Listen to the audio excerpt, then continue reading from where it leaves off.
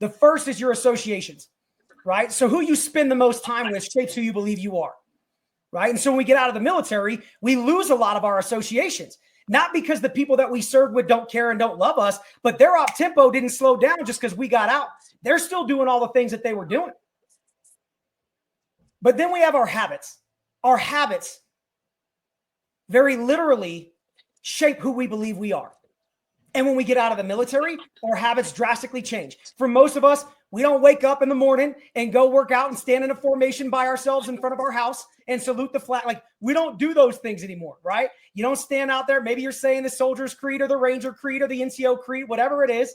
Like, we're not doing that anymore. So the habits that shaped our identity, they're no longer there.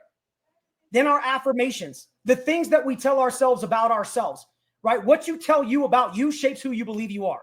And so again, most of us aren't waking up and reciting the creed. So it's like, who are we now? Who are we becoming? And where am I going? You know, I know the Ranger Creed is very important to me, right? It shapes how I live in a lot of ways. And so again, leaving some of that environment, who am I now?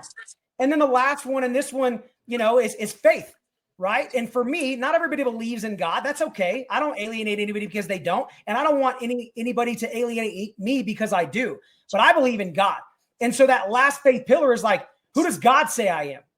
And if you don't believe in God, who does your higher power, what does your higher purpose say about you and who you are? Because we don't need to go and validate something that's already been validated by the Creator. And so these four things are the things that I think shape